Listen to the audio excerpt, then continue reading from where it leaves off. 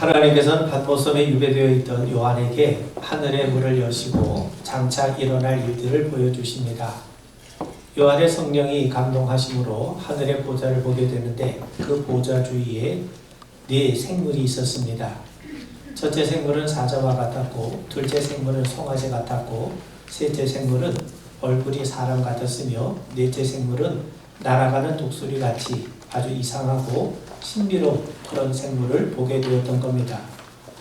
이 네 생물이 어떤 존재인지 우리는 정확히 알 수는 없지만 초대교회는 이 네 생물을 복음서와 연관해서 이해를 했습니다.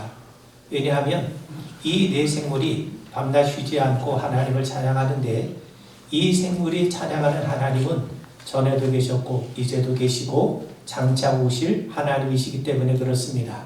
그렇다면 전에도 계시고 지금도 계시고 장차 오실 하나님이 누구십니까?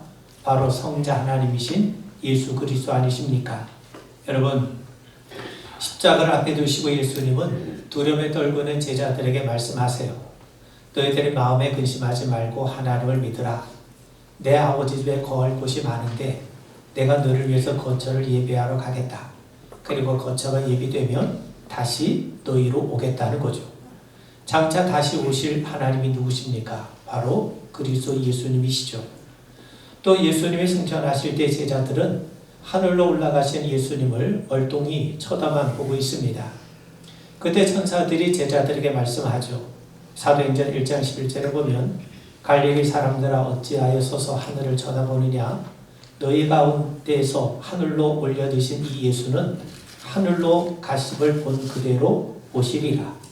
하늘로 올라가신 예수님이 그 모습 그대로 다시 오시겠다는 거예요. 자, 그렇다면 다시 오실 분이 누굽니까? 바로 그리스도 예수님 아니십니까? 그러므로 네 생물이 경배하고 찬양하는 대상은 전에도 계셨고 이제도 계시며 장차 다시 오실 그리스도 예수님이십니다. 그래서 초대교회는 이 네 생물을 그리스도를 드러내는 복음서와 연결을 시켰던 겁니다. 사자는 마태복음을 의미합니다. 마태복음은 하나님 나라를 다스리는 왕으로서 그리스도 예수를 우리에게 선포하고 있지 않습니까?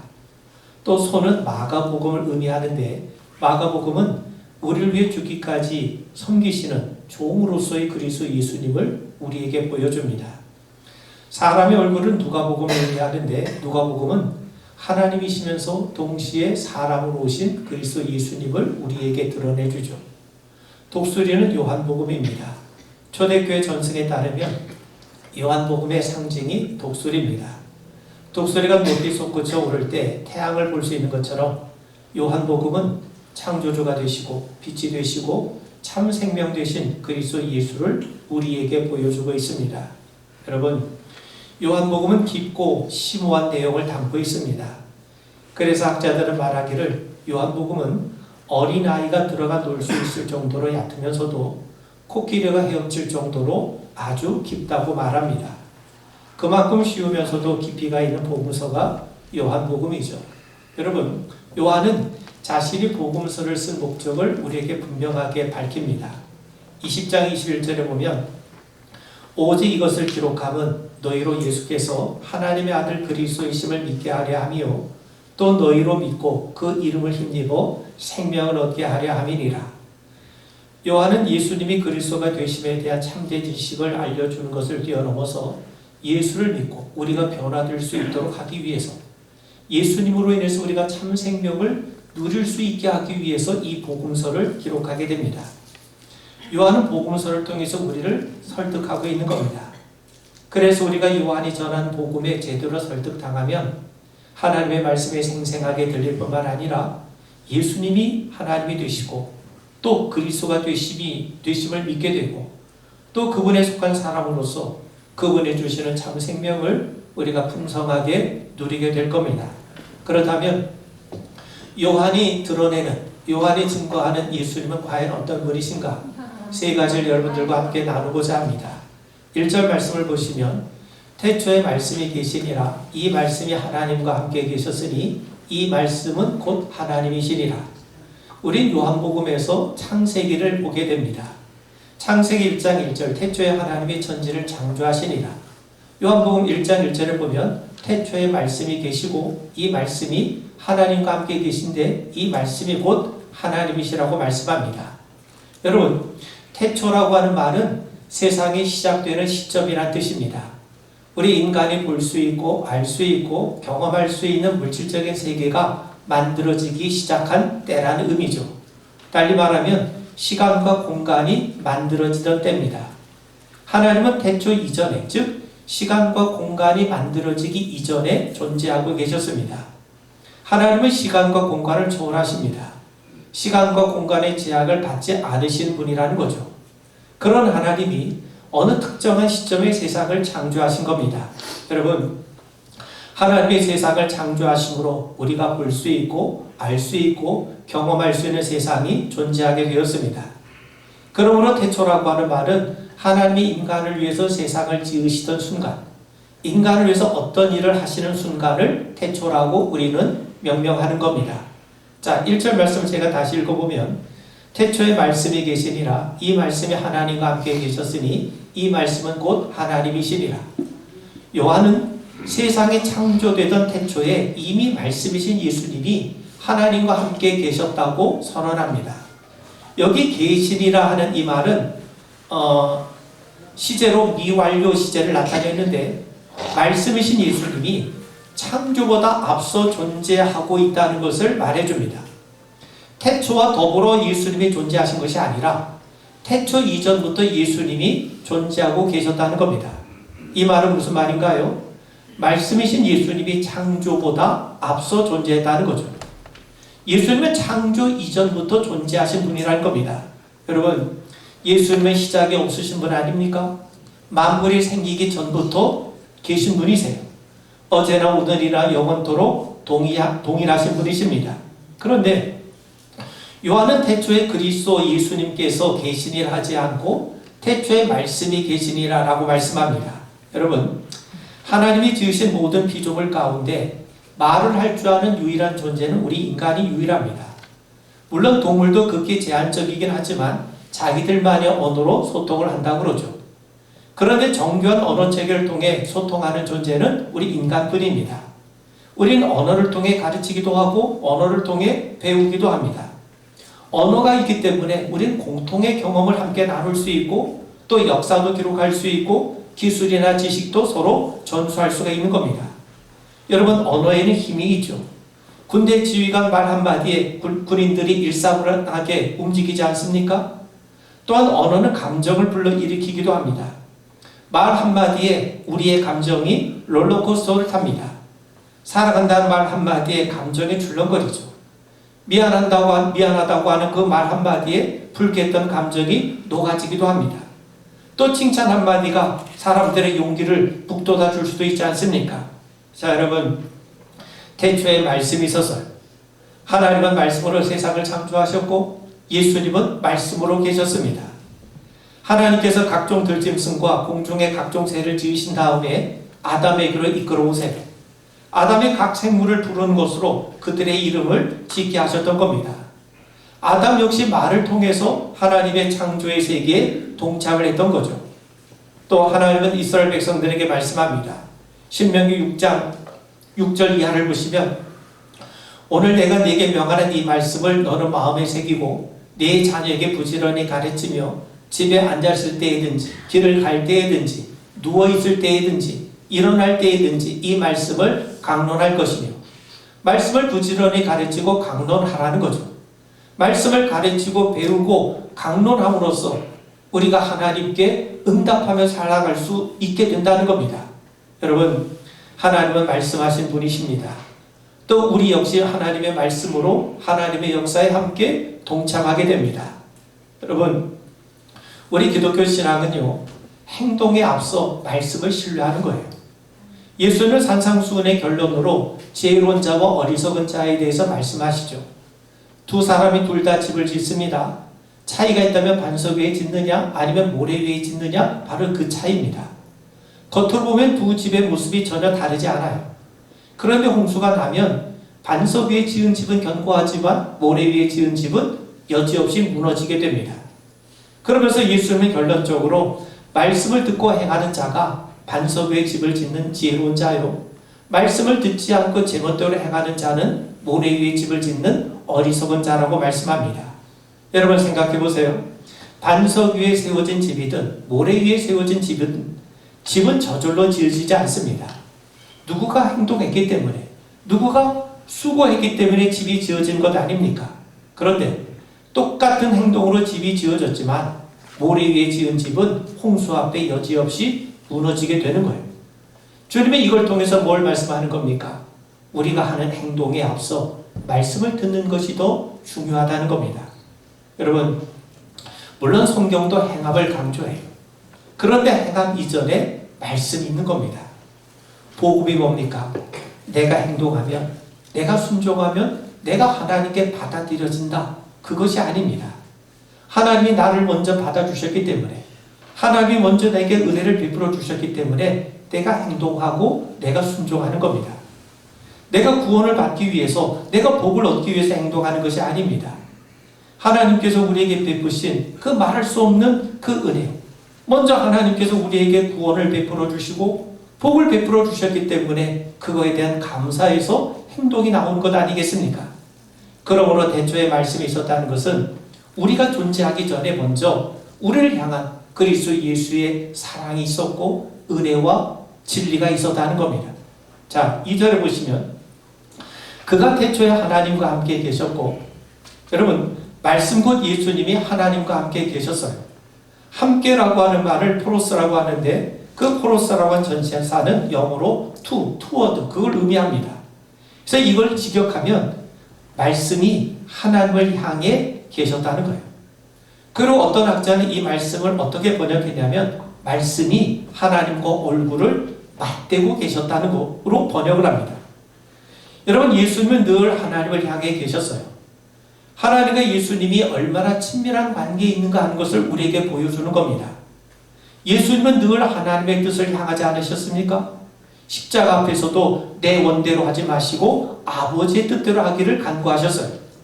또 예수님이 수가성 우물가에서 한 여인을 만나셨는데 그때 제자들이 양식을 가져오게 되죠.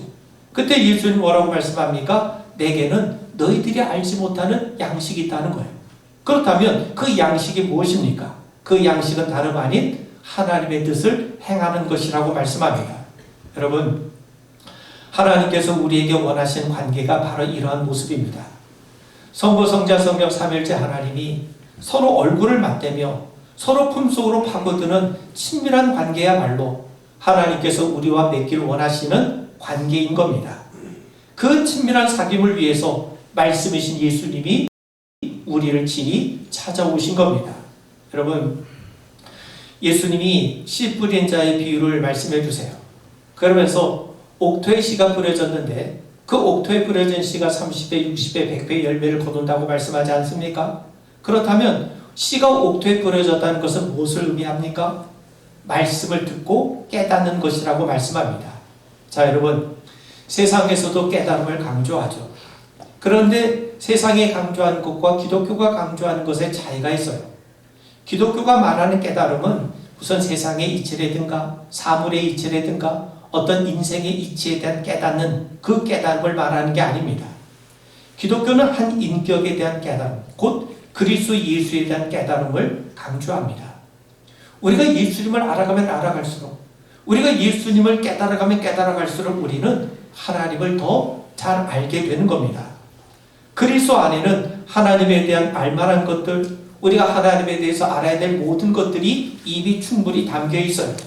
여러분, 바울이 증거하는 것처럼 하나님의 영광을 아는 빛은 오직 예수 그리스도의 얼굴을 통해서만 비춰지게 되는 겁니다. 예수를 통해서만 우리는 하나님을 온전히 아는 그런 지식에 이르도록 자라날 수가 있고, 더 나아가 우리 하나님과 더욱더 깊은 친밀한 사귐을 이어가게 되는 거죠. 자, 3절 말씀을 봅니다. 만물이 그로 말미암아 지은 바 되었으니 지은 것이 하나도 그가 없이는 된 것이 없느니라. 여러분, 창세기가 요한복음 안에 좀 더 두드러지게 나타나고 있습니다. 창조된 것 중에 하나님과 무관하게 창조된 것은 하나도 없어요. 모든 것이 하나님에게서 왔고 하나님께 속하고 하나님을 드러냅니다. 이렇게 보면 창조 자체가 하나님이 어떤 분이신가 하는 것을 우리에게 드러내주는 계시인 겁니다. 그런데 요한은 선언하기를 말씀이신 예수님으로 인해 만물이 지음을 받았다고, 그분 없이는 지음받은 것이 하나도 없다고 우리에게 증거하죠. 그 말은 무슨 말이겠습니까? 예수님이 곧 창조주시라는 겁니다. 여러분, 우리가 사도신경을 보면 사도신경이 어떻게 시작이 됩니까? 전능하시고 천지를 지으신 창조주 하나님에 대한 고백으로부터 시작이 돼요. 그리고 예수님에 대해서는 동정녀 탄생과 십자가, 부활에 대한 고백으로 마무리됩니다. 자, 그래서 우리가 사도신경만 보면 창조 사역은 마치 성부 하나님만의 전적인 사역으로 이루어진 것으로 생각하기 쉬워요. 그런데 요한은 말씀이신 예수님 역시 하나님과 동등하신 분으로 그분이 창조주가 되심을 우리에게 분명하게 선언하고 있습니다. 그런데 이것은 요한만의 증언이 아니라 신약 성경이 우리에게 증거하는 거예요.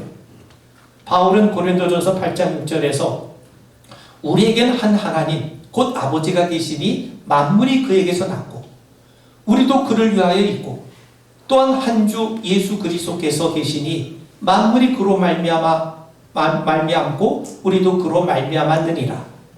또 히브리서 1장 2절을 보면 이 모든 날 마지막에는 아들을 통하여 우리에게 말씀하셨으니 이 아들을 만유의 상속자로 세우시고 또 그로 말미암아 모든 세계를 지으셨느니라. 또 골로새서 1장 16절 이하를 보시면 만물이 그에게서 창조되되 하늘과 땅에서 보이는 것들과 보이지 않는 것들과 혹은 왕권들이나 주권들이나 통치자들이나 권세들이나 만물이 다 그로 말미암고 그를 위하여 창조되었고, 신약 성경은 분명히 예수님이 이 모든 만물의 창조주이심을 우리에게 분명하게 선언합니다. 자, 여러분, 현대 과학은 우주의 시작을 빅뱅에서부터 시작이 되었다고 말을 합니다. 빅뱅으로부터 우주가 시작되었다는 거죠. 우리가 가히 상상할 수 없는 이 거대한 우주가 처음에는 아주 지극히 작은 점 안에 있었다는 거예요. 과학자는 그 점을 특이점이라고 부릅니다. 이 거대한 우주가 부피는 거의 먼지도 안 되는 거의 제로에 가까운 공간에 압축되어 있으니 그 밀도가 얼마나 대단하겠습니까? 그 밀도는 그야말로 무한에 가까울 거죠. 그런데 그 특이점이 대폭발을 일으켜서 지금도 우주는 계속해서 팽창하고 있다는 거예요. 자, 대폭발, 빅뱅이 일어난 다음에 최초 1초 안에 중력을 비롯한 에너지가 생겨나고 1분 안에 우주의 지름이 이미 수천조 킬로미터에 이르기까지 확장하게 되지만 여전히 팽창하고 있고 온도 역시 수백억 도에 이를 정도로 뜨거워져 갖고 원자핵 반응을 통해 원소들이 만들어졌다는 거예요. 빅뱅이 있음부터 최초 3분 동안 우주에 존재하게 될 물질의 98%가 생성이 되었다는 겁니다. 학자들의 연구를 통해 138억 년 전에 빅뱅이 일어난 것에 대해서 대체로 합의를 이루어가고 있습니다. 그런데 여러분, 학자들은 138억 년 전 어느 순간에 특이점이라 알려진 순간이 어떤 이유로 폭발했는지, 어떤 이유로 빅뱅이 일어나서 팽창하게 되었는지 그 이유를 알지 못합니다. 빅뱅을 통해 우주가 팽창한다고 해서 비어있는 공간이 채워지는 것이 아니라는 거예요. 빅뱅이 이루어졌던 바로 그 특이점 주위에는 공간이나 시간이 존재하지 않았다는 거죠. 그야말로 우주는 무에서부터 시작되었다는 것을 입증해 준 겁니다. 여러분, 또한 특이점은 어떤 말로도 표현할 수 없을 정도로 작은 순간에 단 한 번의 폭발로 인해서 엄청난 크기로 팽창하고 있는데 과학자들은 왜 빅뱅의 현상이 일어났는지 그 이유를 아직 알지 못하고 있습니다. 그런데 여러분, 성경은 이것을 우리에게 분명하게 표현합니다. 태초에 하나님이 말씀으로 세상을 창조하신 겁니다. 보이지도 않는 점에서 무한대에 가까운 이 우주가 지금도 팽창하고 있다는 것은 그건 하나님만이 하실 수 있는 일이죠. 동시에 하나님의 창조가 지금도 계속 이루어지고 있다는 것을 우리에게 말해줄 것 아니겠습니까? 여러분, 태초에 혼돈스럽고 공허하고 흑암이 깊은 자리에서 하나님이 말씀하시니 세상이 만들어졌습니다. 그리고 태초에 하나님과 함께 세상을 지으신 분이 바로 말씀이신 예수님이세요. 그래서 요한은 모든 만물이 예수로 말미암아 지은 바 되었고 예수 없이는 그 어느 것도 지은 바 된 것이 없다고 우리에게 선언하고 있는 겁니다. 여기 보면 예수로 말미암아 세상이 지어졌다고 했는데 여기서 말미암아라고 하는 말은 영어로 through, 관통이라는 의미인데 과학은요 그 특이점에서 우주가 만들어졌다고 얘기하지 않습니까? 근데 성경은 우리에게 뭐라고 말씀하냐면 이 우주가 만들어지는 그 특이점이 바로 그리스도 예수님이시고 예수님을 통해 모든 만물이 만들어졌다고 선언하고 있는 겁니다. 우리가 볼 수 없는 미립자의 세계로부터 우리가 경험할 수 있는 세계, 더 나아가 우리가 관측할 수 없는 우주 세계에 이르기까지 모든 만물이 다 그리스도 예수로 인해서 만들어졌다는 거예요. 그러므로 우리가 그리스도 예수를 알면 그분에 대해서 영안이 열리면 우리가 그분에 대한 깨달음이 깊어지면 여러분 우리는 현대과학이 말하는 빅뱅 가운데 예수님이 계시고 현대과학을 통해서도 얼마든지 창조주 하나님을 고백하는 자리에 이르게 될 수 있는 겁니다. 그런데 여러분 더 중요한 게 있어요. 창조주 하나님께서 우리 친히 세상을 찾아오셨다는 거죠. 상상할 수도 없이 방대한 우주에서 하나님의 뜻과 계획, 그분의 역사가 펼쳐지는 자리가 바로 이 지구라는 사실입니다. 그리고 더 놀라운 건 창조주께서 친히 인간의 몸을 입으시고 우리와 똑같은 모습으로 우리에게 찾아오셨다는 것 아니겠습니까? 우리가 구약에 보면 하나님이 이스라엘 백성들을 찾아오세요. 하나님은 이스라엘 백성들 가운데 거하시기 위해서 성막을 짓게 하십니다. 그리고 성막 가운데 친히 임재하시죠. 그리고 하나님이 임재하실 때 불과 구름과 연기가 자욱해집니다. 왜 그러냐면 여러분 거룩하신 하나님이 임재하시면 우리 인간은 그 하나님을 감당할 수가 없어요. 그래서 하나님을 보면 인간이 죽을 수밖에 없는 겁니다. 그래서 하나님의 임재로 인해서 발생할 수 있는 그런 위험으로부터 사람들을 보호하기 위해서 불과 구름과 연기가 자욱했던 거예요. 그렇게 보면 구약의 백성들은 하나님의 임재는 경험했지만 그분을 직접 뵐 수는 없었어요. 그런데 창조주 하나님께서 이제 우리가 볼 수 있고 알 수 있고 우리가 만질 수 있는 모습으로 우리를 찾아오셨는데 그분이 그리스도 예수님이세요. 그런 의미에서 예수님이 육신으로 우리에게 오셨다는 것은 얼마나 엄청난 사건입니까? 그렇다면 왜 예수님이 오셨습니까? 4절과 5절에 보면 그 안에 생명이 있었으니 이 생명은 사람들의 빛이라. 빛이 어둠에 비추되 어둠에 깨닫지 못하더라. 여러분 하나님이 인간을 지으실 때 그의 생기 곧 하나님의 숨결을 불어넣으시니까 사람이 생명체가 되었습니다. 예수님이 부활하신 다음에 제자들 만나세요. 예수님 평강을 약속하신 다음에 숨을 내쉬면서 성령을 받으라라고 말씀합니다. 여러분 예수님이 니고데모와 만나셔서 말씀하죠. 사람이 거듭나지 아니하면 하나님 나라를 볼 수 없느니라. 그래서 니고데모는 예수님이 어떻게 우리가 엄마 뱃속에 들어가서 다시 태어날 수 있겠습니까? 그래서 예수님이 말씀하시죠. 사람이 물과 성령으로 나지 아니하면 하나님 나라에 들어갈 수 없다. 여러분 거듭난다라고 하는 말은 육체적으로 다시 태어난다 그런 의미가 아닙니다. 거듭남, 즉 아노텐이라는 말은 위로부터라는 말이에요. 위로부터 하나님이 주시는 생명을 받는 것, 그게 바로 거듭난다는 겁니다. 우리가 예수를 믿을 때 하나님께서는 성령을 통해 우리에게 참 생명을 허락해 주세요. 그래서 거듭난 자는 하나님께로부터 나는 자가 되는 겁니다. 요한일서 5장 1절에 보면 예수께서 그리스도이심을 믿는 자는 하나님께로부터 난 자라고 말씀해요. 하나님으로부터 난 자, 즉 하나님께서 위에서 우리에게 참 생명을 부어주셨기 때문에 우리는 하나님으로부터 생명을 받은, 그래서 거듭난 자가 되는 겁니다. 요한복음 1장 12절 이하를 보시면 예수님이 말씀하시죠. 영접하는 자, 곧 그 이름을 믿는 자들에게는 하나님의 자녀가 되는 권세를 주셨으니 이는 혈통으로나 육정으로나 사람의 뜻으로 나지 아니하고 오직 하나님께로부터 난 자들이니라. 예수를 믿는다는 것은 예수를 영접하는 거죠. 근데 예수를 영접한다는 말은요, 붙잡는다는 뜻입니다. 더 엄밀한 의미로는 붙잡힌다는 거예요. 여러분, 우리가 예수를 붙잡는 게 아니에요. 예수님이 우리를 붙잡아 주신 겁니다. 우리가 예수를 영접함으로 하나님의 자녀가 되는 것은 인간의 수고한 노력으로 되는 게 아니죠. 그 일을 누가 이루십니까? 성령님이 이루세요.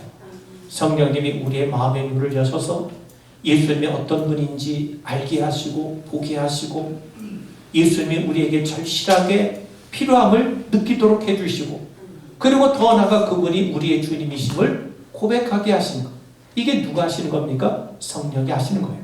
그래서 우리가 하나님의 자녀가 되는 것이 혈통으로나 육적으로나 사람의 뜻으로 되지 아니하고 오직 하나님으로 인해서 이루어지는 것임을 우리에게 말씀하는 것 아닙니까?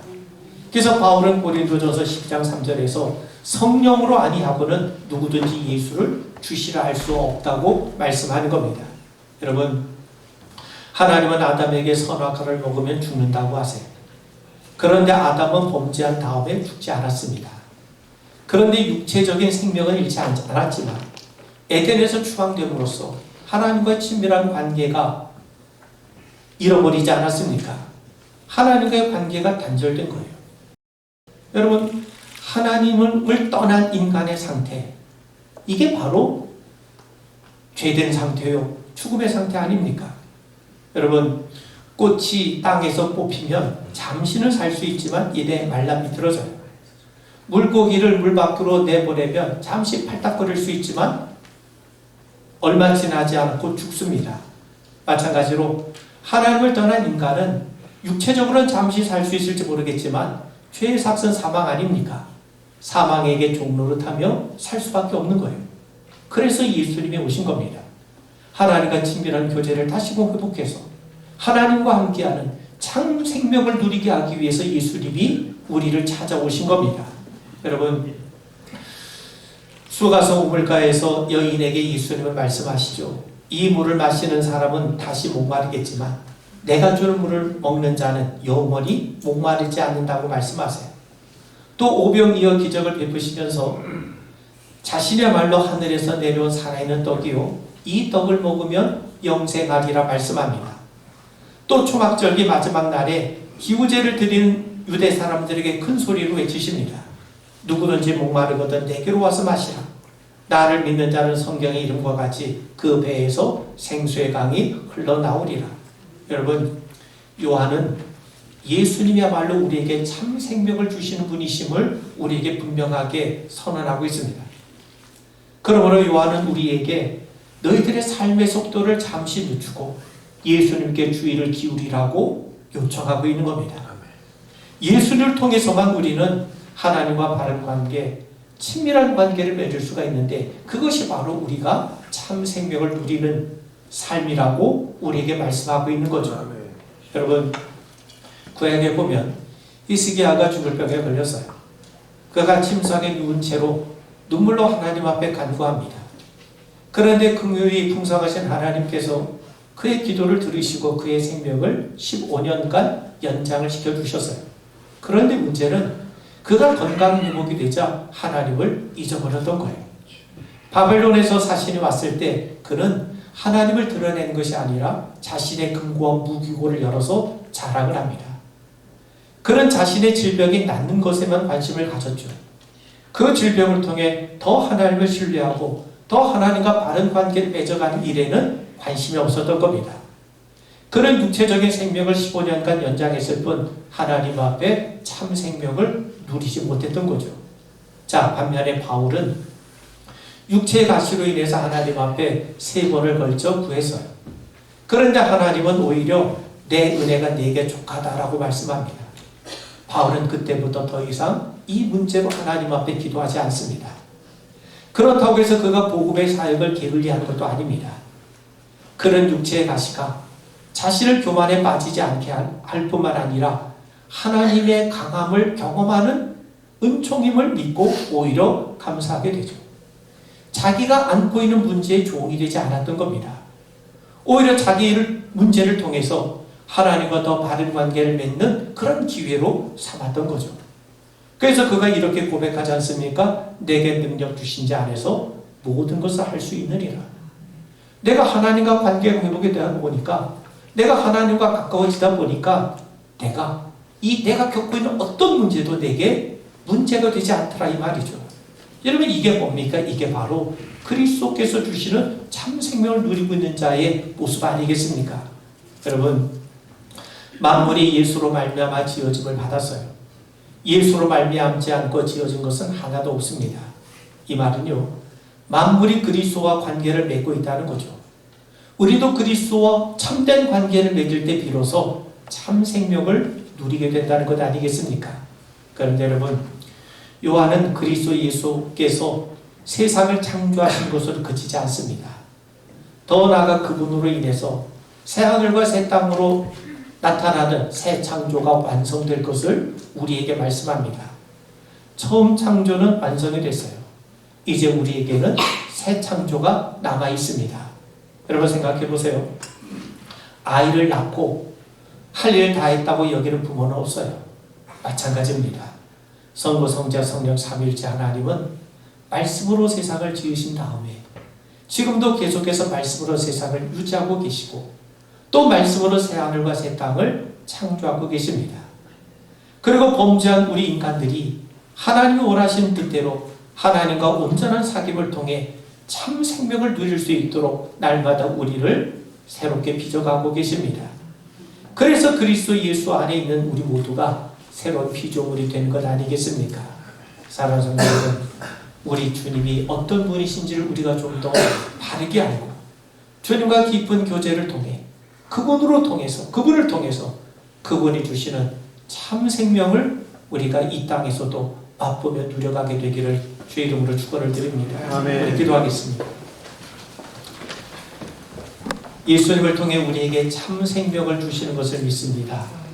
하나님 아버지, 오늘 이 자리에 머릿속에 우리 모든 자녀들에게 주님과 함께하는 하나님과 더욱더 친밀한 사귐과 교제의 깊이를 더해가는 복된 삶으로 날마다 우리를 인도하시옵소서. 예수님 이름 받들어 간절히 기도하옵나이다. 아멘.